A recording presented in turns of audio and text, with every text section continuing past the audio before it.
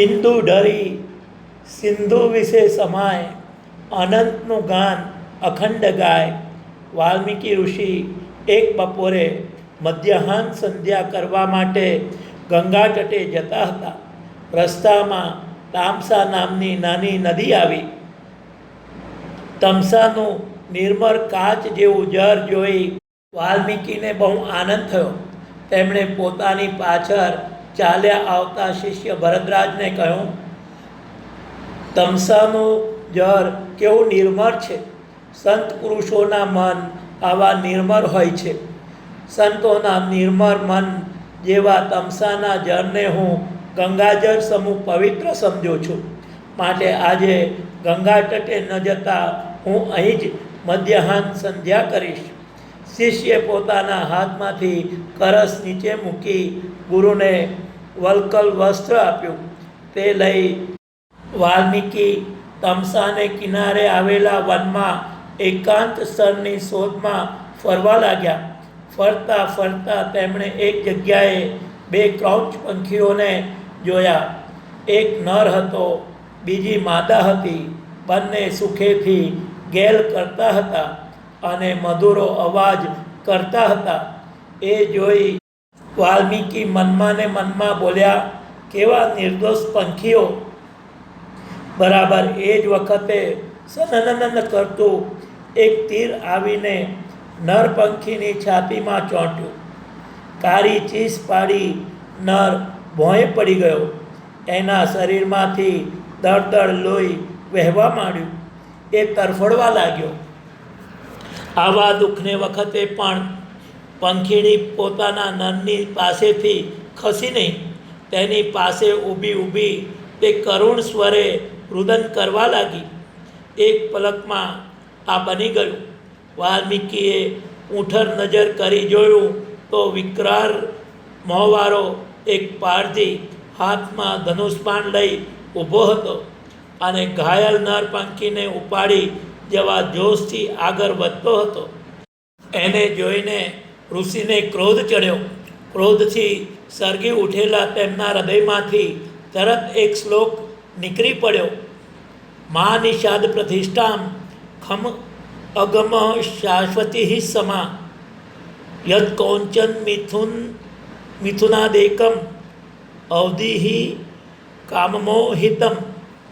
અરે દુષ્ટ, તે આ શું કર્યું? ગેલ કરતા નિર્દોષ પંખીડાની જોડ તોડીને તે ભારે અપકર્મ કર્યું છે. માટે લાંબુ જીવવા છતાં તને આ ધરતી પર ક્યાંય ઠરી રહેવા માટે ઠામ નહીં મળે. ક્રોધ કરતા થઈ ગયો. પણ પછી ઋષિને પસ્તાવો થયો કે અરે, મારાથી આ કેવો દોષ થઈ ગયો. મને પંખીની દયા ભલે આવી, પણ દયામાંથી ક્રોધ પેદા થયો એ ખોટું થયું. ક્રોધ કરીને મારા તપનો મેં નાશ કર્યો છે. ખરેખર આ તો મને અબજસ મળે તેવું કૃત્ય થઈ ગયું. આમ વિચાર કરીને તેણે શિષ્યને કહ્યું, આ તો ભારે થઈ. દયા ખાવા જતાં ટાંકણ વર્ગી. શિષ્યએ કહ્યું, અહો, આપે કેવો સુંદર શ્લોક રચ્યો છે. 8 અક્ષરવાળા 4 ચરણોવાળો આવો છંદ અગાઉ કોઈએ કદી સાંભળ્યો નથી. ઋષિએ કહ્યું, વાત તો ખરી હતી. એ છંદ અત્યારે મારાથી નવો જ રચાઈ ગયો છે, પરંતુ મારા ક્રોધમાંથી એ પેદા થયેલો હોય એ મને અબજસ દેનારો થશે એવો મને ભય છે.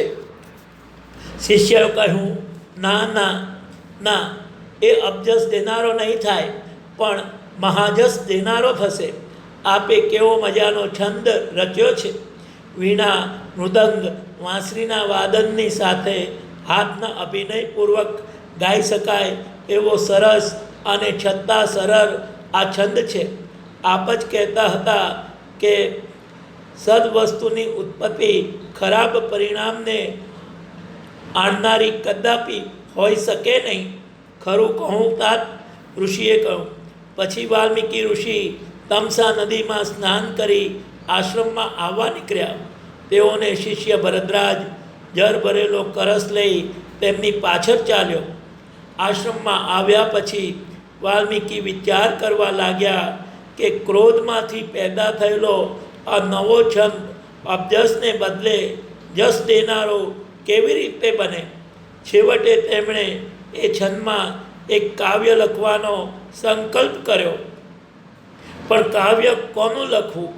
કાવ્ય લખવું તો એવાનું લખવું કે જેનામાં તમામ શુભ ગુણો હોય, જે પરાક્રમી હોય, સત્ય વક્તા હોય, દુઃખમાં પણ લીધો ટેક છોડે નહીં તેવો હોય, પ્રાણી માત્રનું હિત કરનારો હોય, લોકોમાં યશસ્વી હોય, ઈર્ષ્યા અને ક્રોધ રહિત હોય, શત્રુ અને મિત્ર પ્રત્યે સમાન ભાવવાળો હોય.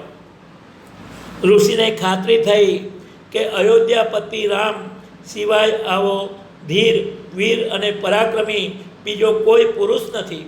આથી એમણે શ્રીરામની કથા લખવાનો નિશ્ચય કર્યો અને તે લખી. વાલ્મીકીએ લખેલી રામકથાને રામાયણ કહે છે. આજે જગતભરના શ્રેષ્ઠ કાવ્ય ગ્રંથોમાં એની ગણતરી થાય છે અને વાલ્મીકી ઋષિ જગતના એક મહાકવિ તરીકે પ્રસિદ્ધ છે. વાલ્મીકી કૃત રામાયણ પરથી હિન્દીમાં ભક્ત કવિ શ્રી તુલસીદાસે શ્રી રામચરિત માનસ ગ્રંથ લખ્યો છે, જે તુલસી રામાયણ નામે પ્રસિદ્ધ છે.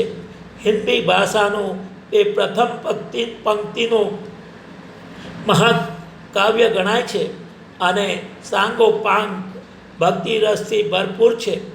બંગાળીમાં તેઓ કૃતિવાસ્કૃત રામાયણ છે અને ગુજરાતીમાં કવિ ગિરધરકૃત રામાયણ છે.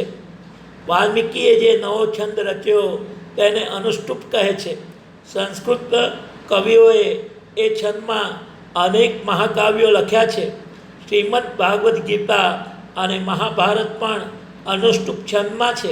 સહેલાઈથી કંઠે રમવા માંડે એવો મધુર એ છંદ છે.